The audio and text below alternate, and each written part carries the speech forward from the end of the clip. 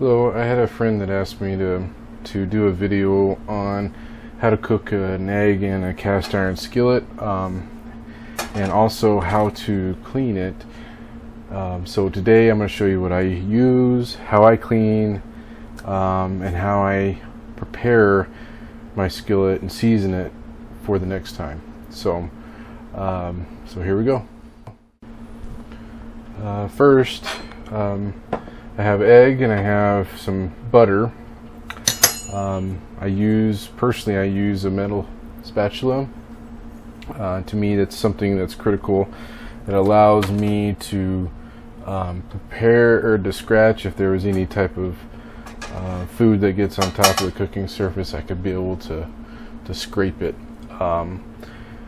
But this process shouldn't. But just to be on the safe side, I always use a metal spatula. This is something that I only use on my skillets, or cast iron skillets. So what I do is that I set my temperature roughly about between medium and high, 3/4 of the way. I have obviously electric oven here, so that's just how I set mine. And put a little bit of butter, and that's about probably 1/4 to 3/8 of an inch thick. Now this is probably not the healthiest method to cook with this using butter, but you want to move it around and get all of the surface, all of the cooking surface covered with butter. And you always want to start with a little bit of fat. This helps out with it keeps it from sticking rather. So you have that left at the same temperature. I'm going to scramble my egg.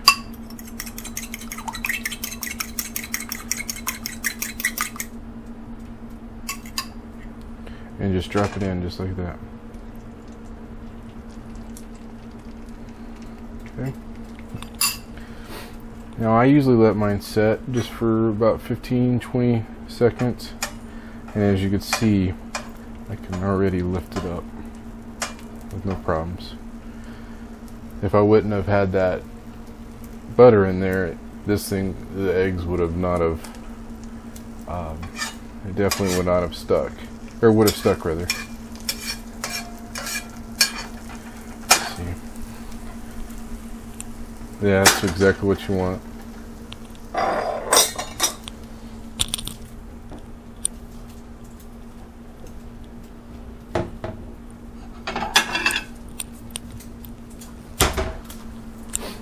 And you do your seasoning or whatever, which is, I'm not going to eat this, this is just for demonstration purposes.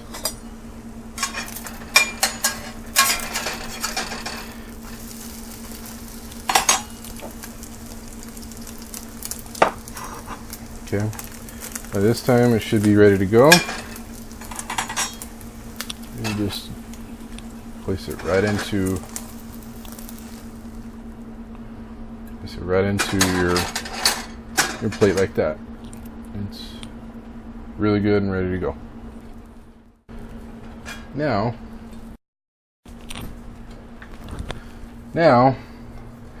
to clean this, and this may be a lot of people may cringe to this idea, but this is how I clean.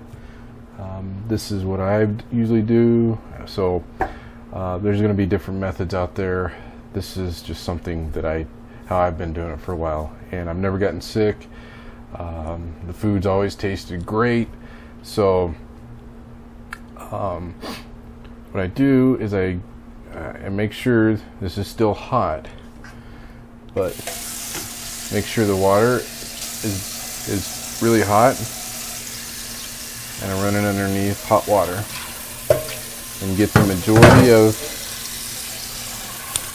majority of all the stuff out. I always use a really tough brush and a little bit of Dawn. So like I said, a lot of people may have their opinions about this. This is what I've always done. This is just something that I do, but it's always worked well for me.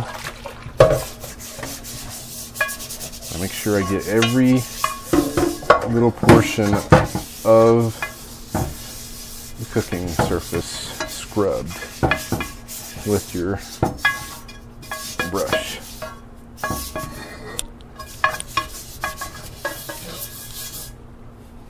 Okay, and what I do is I just literally wash and make sure that all the soap, even on the underside, is removed. Ooh, it's hot.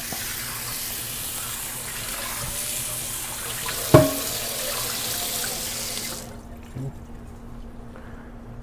And now it's ready to be put back on to the burner. Okay, now that I've finished with my cooking of the egg, this the surface is wet, as you can see. So I put it on the exact same temperature, and I just get a paper towel, just a standard piece of paper towel, and I wipe as much without burning myself. Try to remove as much of the water as possible from all surfaces.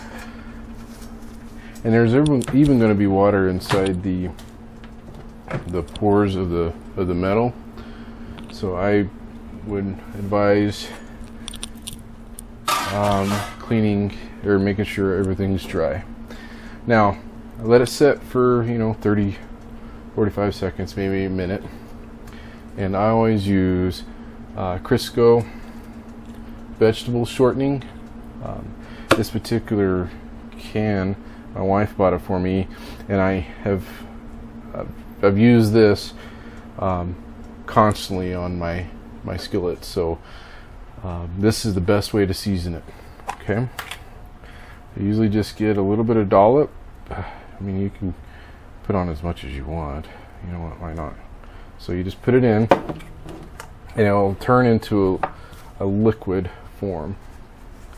All right. Once it completely melts, what I do is I fold just a regular sheet. I fold it in quarters, and then fold it in half again, and I try to move the wet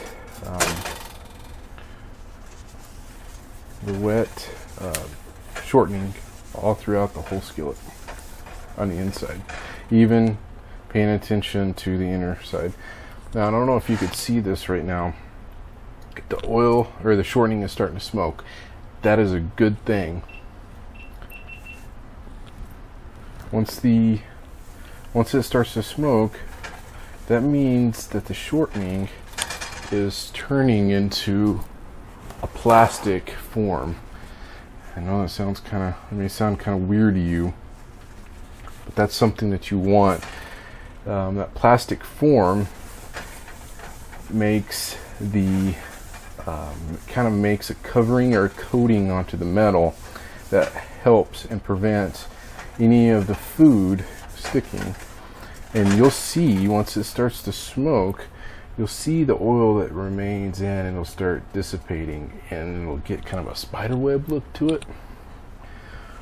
When you start to see that, I usually do is just rub as much as you can around, okay, without burning yourself, which I got myself. But once that's done, leave it on there for about another 15 seconds. It should be good. And you can remove the heat. Now, some people put the shortening on the sides here. You can do that, or even on the handle, which is not a bad idea. I've done it to this, but to do that, just make sure you don't get too much if you have electric burner, not to get any on the underside, because then you'll just smoke everything up. So, but like right now, how it's finishing is good. Now here's a surface that I've already prepared. This is obviously a cool surface, but you could see the shortening has turned into, hopefully you can be able to see it on the camera, but it's turned into kind of a plastic, really heavy oil texture. That's something that you would want to have, and from now on, anytime you can throw some meat in here or whatever you want, and then you shouldn't have any sticking problems, and this will continue to improve and continue to be a great cooking surface. But what I would suggest doing is always put a little bit of fat, like a piece of butter or maybe just a little oil in the bottom while you're heating it, and then throw whatever you want to put in there, like potatoes or your meat or whatever. I sure would do that. So I hope you enjoy this. Thank you.